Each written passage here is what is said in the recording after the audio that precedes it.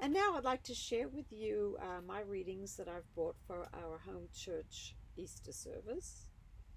And the first reading is from the Gospel of Mark, chapter 16, verses 1 to 2, and then 9. When the Sabbath was over, Mary Magdalene, Mary the mother of James, and Salome bought aromatic spices so that they might go and anoint him. And very early on the first day of the week at sunrise, they went to the tomb. Early on the first day of the week, after he arose, he appeared first to Mary Magdalene, from whom he had driven out 7 demons. Then there's a passage from Arcana Celestia 2405, section 8, that explains a little bit about the morning. Seeing that the morning, in the proper sense, means the divine one, the coming of the divine, and so the approach of the divine realm, what else is meant by the morning becomes clear, namely, the rise of a new church, for that church is the divine one's realm on earth. That realm is meant both in a general and in a particular sense, and indeed in a specific sense. The general being when any church on earth is established anew, the particular when a person is being regenerated and becoming a new person, for the divine realm is in that case being established in them, and they are becoming the church. And the specific, as often as good flowing from love and faith is at work with them, for this is what constitutes the coming of the divine one.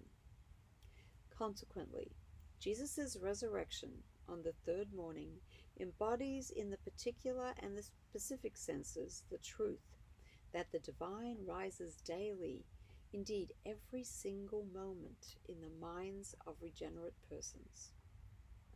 It's that last little bit that really spoke to me. Here it is again. Consequently, Jesus' resurrection on the third morning embodies in the particular and the specific senses the truth that the divine rises daily, indeed every single moment, in the minds of regenerate persons.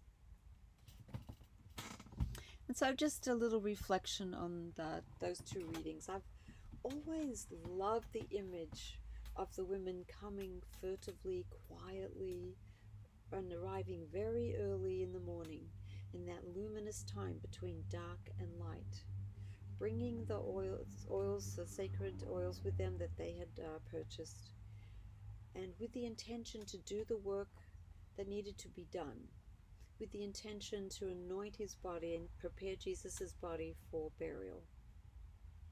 They would have been afraid of being discovered. They would have been very, very sad, grieving for the loss of their leader and their loved one, Jesus. And with all those emotions in that moment between dark and light, they showed up, and then they found that Jesus had risen. They didn't need to do the work. The whole scenario had changed completely. Jesus was risen. They came there quietly, furtively, but with the intention to do some work. But really they found that Jesus had done the work already. He had completed his lifelong glorification process and had become finally, fully a divine human being. And of course there's an analogy for us as we go about, or think that we go about our regeneration process, as we become the regenerate person. We too can think that we have work to do in our regeneration. We show up in those dark times when the light is barely there, equipped with what we think we need to do the work that we need to do to lay to rest that which is dead within us.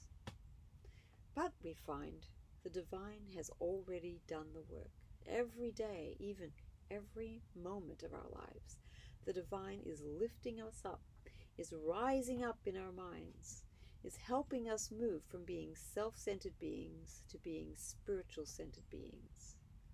Every day of our lives, if we're open to it, every moment, we can feel the divine lifting us up. We can have that Easter moment when the divine is doing the work of rising again.